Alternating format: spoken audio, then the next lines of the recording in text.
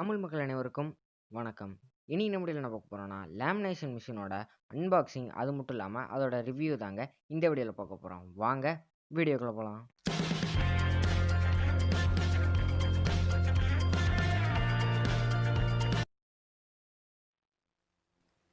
இன்றைக்கி நம்ம வீடியோவில் அன்பாக்ஸ் பண்ண போகிற லேமினேட்டரோட மாடல் பார்த்திங்கன்னா XLM லேமினேட்டர் தாங்க. இதோட மாடல் நேம் பார்த்திங்கன்னா XL12ங்க. பார்த்திங்கன்னா நல்லா பாக்ஸ்லாம் நல்லா குவாலிட்டியாகவே கொடுத்துருக்காங்க. இப்போது சைடில் வந்து அதோட ஸ்பெசிஃபிகேஷன்ஸ்லாம் கொடுத்துருக்காங்க. நிறைய டீட்டெயில்ஸ் போட்டிருக்காங்க. வேணும்னா நீங்கள் பாஸ் பண்ணி படிச்சுக்கோங்க. இதில் பார்த்தீங்கன்னா எவ்வளோ தூரம் ஹீட் ஆகுது, அதோட வித் எவ்வளோ, அப்புறம் ஆப்ரேட்டிங் சிஸ்டம், அதுக்கப்புறம் டிரைவிங் மோட்டர், இந்த மாதிரியான நிறையா டீட்டெயில்ஸ் தெளிவாக கொடுத்துருக்காங்க. மறக்காமல் செக் பண்ணி பாருங்கள். இப்போ நம்ம பாக்ஸை அன்பாக்ஸ் பண்ணலாம். இப்போ பார்த்தீங்கன்னா திறந்தாச்சு. இப்போ வந்து ஒரு தெர்மாக்கோலில் மேலே க்ளோஸ் பண்ணி வச்சுருக்காங்க லேமினேட்டர்.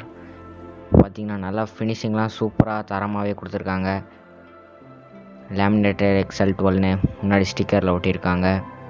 இப்போ பார்த்தீங்கன்னா இங்கே மொத்தம் 3 டைப்ஸ் ஆஃப் பட்டன்ஸ் கொடுத்துருக்காங்க. ஒன்று வந்து ரெடி, ஹாட் ஆர் கோல்டு, அதுக்கப்புறம் ஃபார்வர்ட், ரிவர்ஸ், அதுக்கப்புறம் power off and on buttons கொடுத்துருக்காங்க. அதுக்கப்புறம் மெயினாக வந்து ஹீட்டை ரெடியூஸ் அண்ட் அட்ஜஸ்ட் பண்ணுறதுக்காண்டி ஒரு ரெகுலேட்டரும் கொடுத்துருக்காங்க. இதுதாங்க பேப்பர் லேமினேட் ஆகி வர ஏரியா.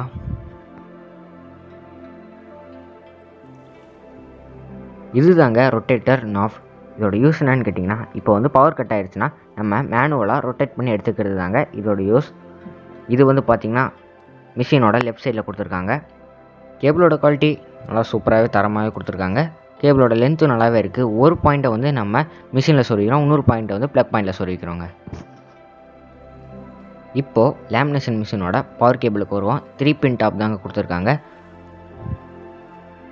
இப்போது இந்த லேமினேஷன் மிஷினோட ஃபீச்சர் என்னன்னு கேட்டிங்கன்னா, இதில் வந்து நம்ம ஐடி கார்டு, ஆதார் கார்டு மற்றும் டிரைவிங் லைசன்ஸ், இது மட்டும் இல்லாமல் நிறைய இம்பார்ட்டண்ட்டான டாக்குமெண்ட்ஸ், யூனிவர்சிட்டி சர்டிஃபிகேட்ஸ், இந்த மாதிரியான எல்லா விஷயத்துமே அப் டு A3 சைஸ் வரைக்கும் நம்ம லேமினேட் பண்ணிக்கலாங்க.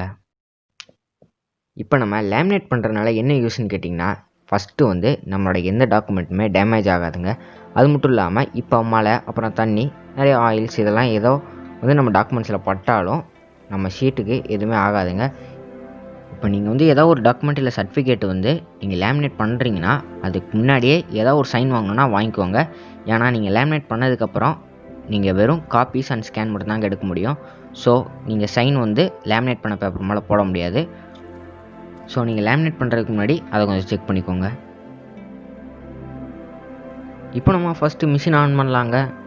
இப்போ பார்த்தீங்கன்னா அங்கே இருக்க ரெகுலேட்டர்ஸ் நாப் வந்து ரொட்டேட் ஆக ஆரம்பிச்சிடும். இப்போ பார்த்தீங்கன்னா இப்போ நம்ம ஒரு ஐடி கார்டை வந்து லேமினேட் பண்ணுறோன்னா அதுக்கு வந்து ஒரு 120லேருந்து 140 வரைக்கும் டெம்பரேச்சர் செட் பண்ணி வச்சுக்கோங்க. அதுக்கப்புறம் இப்போ வந்து ஹாட் ஆர் கோல்டு அப்படிங்கிற ஏரியா இருக்குங்க, அங்கே வந்து க்ரீன் கலர் லைட் வர வரைக்கும் நம்ம வெயிட் பண்ணுங்க.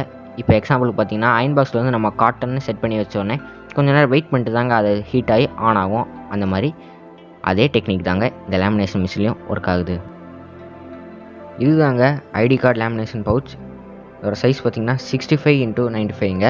இதிலே நிறைய வேரியன்ஸ்லாம் இருக்குங்க. 170 மைக்ரான்ஸ்லேருந்து நிறைய வேரியன்ஸ் இருக்குங்க. நம்ம வச்சுருக்க பார்த்திங்கன்னா 250 மைக்ரான்ஸ். இப்போ இந்த இடத்துல பார்த்திங்கன்னா வார்னிங் ஸ்டிக்கர் போட்டிருக்காங்க. ஏன்னா அதோட சர்ஃபேஸ் வந்து ஹாட்டாக இருக்கும், ஸோ அங்கே டச் பண்ணிடுறாங்கன்னு போட்டிருக்காங்க.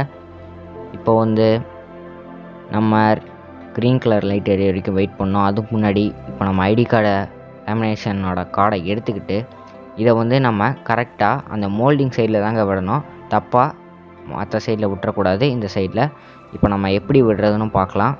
இப்போ வந்து க்ரீன் கலர் சிக்னல் வந்துருச்சுங்க. இப்போ வந்து மிஷின் வந்து ரெடி ஆகிடுச்சுன்னு அர்த்தம்.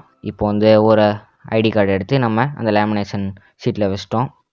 பார்த்திங்கன்னா கரெக்டாக அந்த மோல்டிங் சைடில் நம்ம விட்றோம். பார்த்திங்கன்னா இன்சர்ட் பண்ணியாச்சு. அது உள்ளே ரோலிங் ஆகிட்டுருக்கு. பார்த்திங்கன்னா இதுதாங்க லேமினேட் ஆகி வர ஏரியா. இப்போ பார்த்திங்கன்னா லேமினேஷன் ஆகிட்டுருக்கு. இப்போ நம்ம வந்து உள்ளே எக்ஸாம்பிளுக்கு ஒரு ஐடி கார்டு வச்சுருக்கோங்க. இதே மாதிரி ஆதார் கார்டு, நிறையா டாக்குமெண்ட்ஸ், சர்டிஃபிகேட்ஸ்லாம் நீங்கள் வைக்கலாம். இப்போ பார்த்திங்கன்னா சூப்பராக அழகாக நம்மளுக்கு ஐடி கார்டு லேமினேட் ஆகி வந்துருச்சுங்க. இதுதாங்க லேமினேஷன் மிஷினோட யூஸ். இப்படி தாங்க நம்ம கொடுக்குற மெட்டீரியல் வந்து லேமினேட் ஆகி வருது. இந்த வீடியோ உங்களுக்கு யூஸ்ஃபுல்லாக இருக்குன்னு நினைக்கிறேன். யூஸ்ஃபுல்லாக இருந்துச்சுன்னா மறக்காமல் லைக் பண்ணுங்கள். ஜெராக்ஸ் மிஷின் இல்லை லேமினேஷன் மிஷின் பற்றி எந்த சந்தேகமாக இருந்தாலும் கீழே கமெண்ட்ஸில் லீவ் பண்ணுங்கள்.